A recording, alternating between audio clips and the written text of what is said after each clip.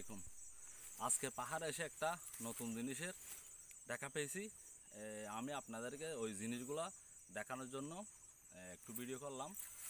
এখনও গ্রামে গঞ্জে বড়ই ধরে নাই।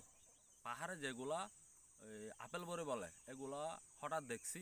দেখার পরে মনে ইচ্ছে জাগতেছে আমার দর্শকদের আমি বড়ইগুলো একটু দেখাই। পাহাড়ে অনেক সুন্দর লাগছে আমার, কিন্তু বড়ইগুলো অনেক বড় বড় বড়ই। এই দেখুন, সামনে আসুন, আপনারা দেখুন কত কত বড়ই, কত কত বড় বড় দেখুন। এগুলো পাহাড়ে এখনো কিন্তু খাওয়ার উপযোগী হয় নাই, আরও সপ্তাহখানিক লাগবে খাওয়ার উপযোগী হতে। দেখুন এখানে কত বড় বড় বড়ই। আপনারা বড়ইগুলো দেখলে অনেক খুশি হবেন। দেখুন এই গাছের মধ্যে পুরোটা বড়ই। এটা কিন্তু বাঁশ দিয়ে একটু ঠেস দিলে ভালো হতো, হয়তো ঠেস দেওয়া হয় নাই। মাটির মধ্যে বড়ইর বাড়ে, মাটির মধ্যে গাছগুলা শুয়ে গেছে। দেখুন দেখছেন কতগুলি বড়ই। এগুলা পাহাড়ে আগে থেকেই বড়ই ধরে গেছে, কিন্তু আমাদের গ্রামে গঞ্জে এখনো দেশি বড়ই যেগুলো আছে একটাও এখনো ধরে নাই। ধরছে কিন্তু ছোটো ছোটো, কোনো খাওয়ার উপযোগী হয় নাই। কিন্তু এগুলা এক সপ্তাহ পরে পুরোপুরি খাওয়ার উপযোগী হয়ে যাবে। মাঝে মধ্যে কয়েকটা পেকেও গেছে।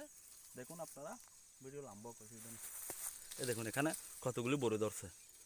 এই মাঝে মধ্যে কয়েকটা পেকে গেছে দেখুন।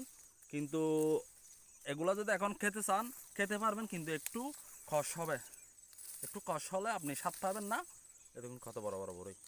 কিন্তু এগুলো এক সপ্তাহ পরে যখন খাবেন তাহলে আপনি পুরোপুরি স্বাদ পাবেন, বড়ির স্বাদ, যেটা আপেল বড়ি বলে এগুলো। এত বড় বড় বড়ি আমি এখনও আমাদের গ্রামে গঞ্জে দেখি নাই। দেখুন এখানেও কতগুলি ধরছে। এগুলা কিন্তু আপেল বড়ই না, এটা হচ্ছে এমনি ওই গ্রামে গঞ্জে ধর এই বড়ইগুলা।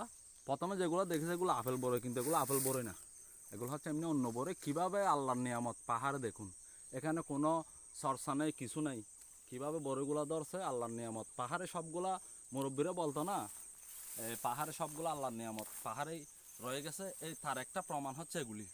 দেখুন এই যেভাবে বড়ই ধরছে আমাদের গ্রামে, কিন্তু বড়ই গাছ আছে কিন্তু এতগুলো বড়ই ধরে না। কিন্তু এখানে যে বড়ইগুলা দেখতেছেন কতগুলি বড়ই, আমার মনে হয় আল্লাহর নিয়ামত সবগুলাই পাহাড়ে। দেখুন কতগুলি বড়ই।